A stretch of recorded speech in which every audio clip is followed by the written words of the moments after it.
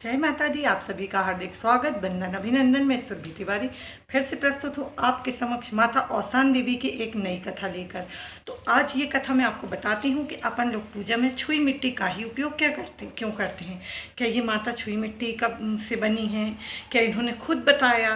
क्या किसी ने खोज की कि अपन माता की पूजा में क्या रखें, कैसे करें कि माता का क्या कि यूं ही लोग रखने लगे। तो ये कहानी है घृणा की परीक्षा, और ये आपको बताए इस कहानी के माध्यम से पता चलेगा कि अपन छुई मिट्टी ही क्यों रखते हैं।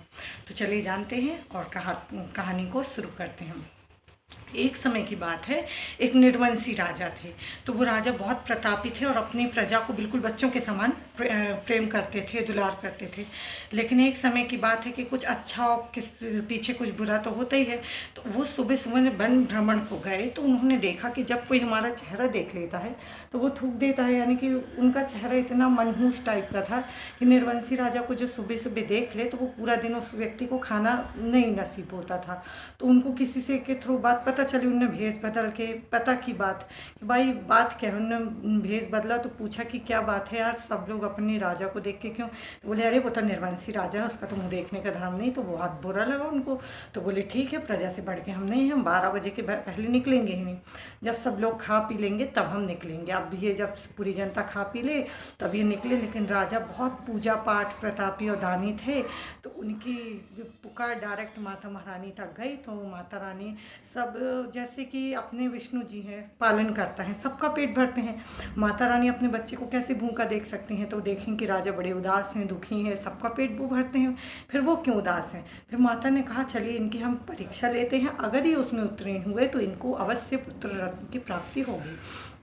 अब माता पहुंची इनके दरबार में पहुंची, बहुत ही बूढ़ी माई के भेष में, और इतनी घृणित।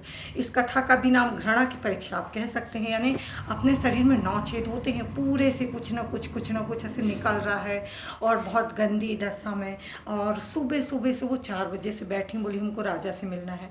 लेकिन कहाँ राजा से सब ऐसे मिल सकते हैं क्या? अभी अपन अपने प्रधानमंत्री से नहीं मिल सकते। तो वो बैठे उनको दोपहर हो गई, 12 बज गया।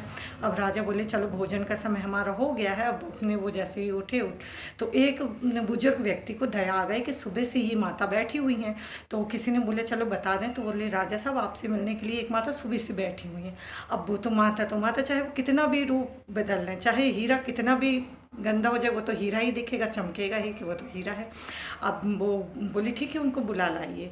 अब माता को देखकर तो उनकी आंखें चौंधे आ गई कि यार ये क्या अलौकिक तेज, रोम रोम में उनकी खुशी छा गई। उनको तो ऐसा लग रहा था जिसको हम ढूंढ रहे थे वो यही है।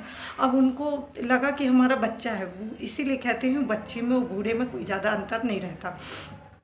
तो वो देखे तो बहुत गंदी और दयनीय दशा थी। तो बोले माता चलिए कि भोग आप लगाइए। तो फिर वो चलिए अपने महल में ले गए उनको, बढ़िया दूध से, गंगा जल से, शहद से, सबसे उनका स्नान कराए उनने। उनको कहीं लगा कि ये इस स्नान के लायक हैं, बढ़िया गुलाब जल वगैरह से नहलाया, रेशमी वस्त्र उन्होंने, साड़ी, माता को वाइट कलर की साड़ी, सफ़ेद कपड़े पसंद है। ये माता वन देवी हैं, औसान देवी हैं, और इनकी पूजा मुसलमान भी करते हैं, इसीलिए इनको औसान बीबी भी कहा गया है। तो फिर माता रानी चली अपनी, इनका पहर 12 के बाद ही होता है और पूजा 12 के बाद ही शुरू होती है, चाहे आप कितनी भी जल्दी कर लें। 12-1 के पहले आपकी सुहागली नहीं होती, टिक दोपहरी में ही आपकी माता आती हैं। तो फिर माता आई, अपने बढ़िया नहलाए धुलाए गया, 56 भोग उन्होंने बनवाया। तो उनको जब भोग परोसा गया तो वो तो घृणा की परीक्षा ले रही थी, कुछ उसी में खाएं उसी में गिराएं। तो फिर राजा से बोले तुम इसी को खाओ। तो बोले इसी को? बोले चलो कोई बात नहीं, अपना भी खाना बच जाता है तो अपन बच्चों का थोड़ा बहुत कि काय को वेस्ट हो खा लेते हैं।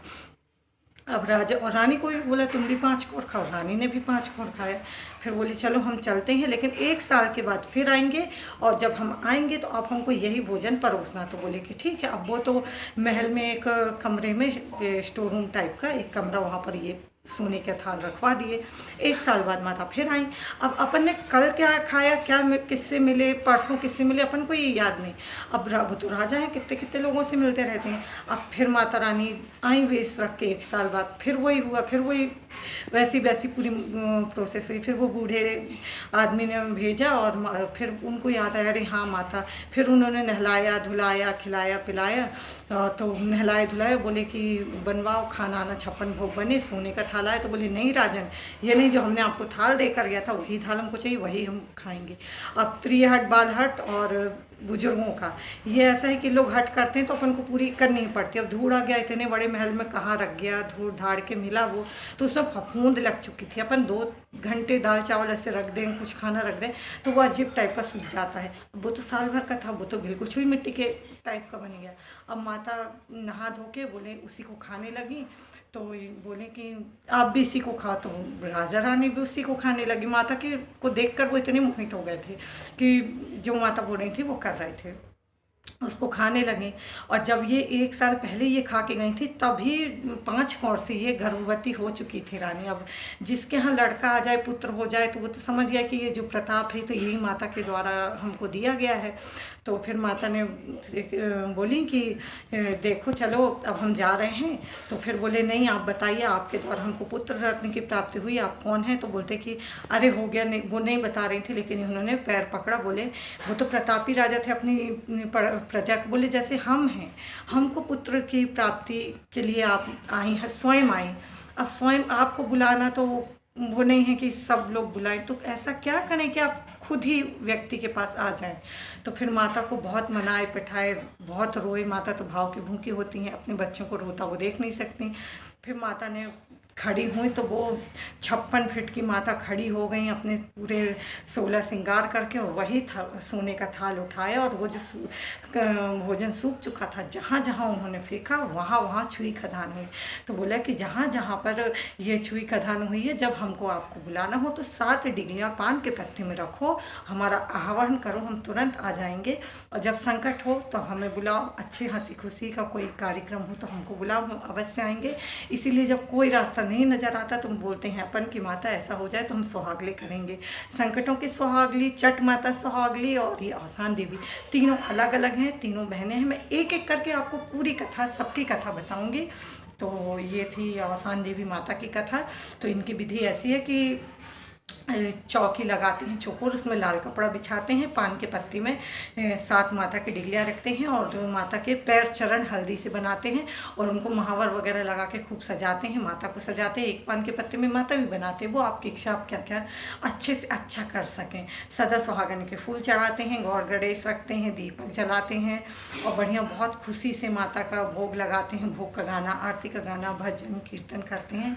फिर बाद में माता का जब विसर्जन करते हैं तो माता का पूरा चौकी का समेट कर एक पोटली टाइप बना के माता को अपने आंचल में लेकर भेंटते हैं और फिर माता का विसर्जन करते हैं। और अगर किसी की कोई मानता हो तो वहाँ से एक चूड़ी और चना उठा लेते हैं, अपने पूजा रूम में रख देते हैं और जो मानता होती है तो जगत जननी जगदम्बा वो मानता पूरी कर देती हैं। फिर अपन सुहागली करते हैं। तो ऐसे ऐसे माता ने, औसान देवी माता ने अपना बताया कि हम ऐसे ऐसे करोगे तो आएंगे। तो जैसे माता ने राजा की लाज रखी, अपनी लाज रखी और अभी रखते ही आ रही हैं, वैसे सभी की लाज रखें। बोलिए औसान देवी मैया की जय, बोलिए जगत जननी जगदम्बा की जय।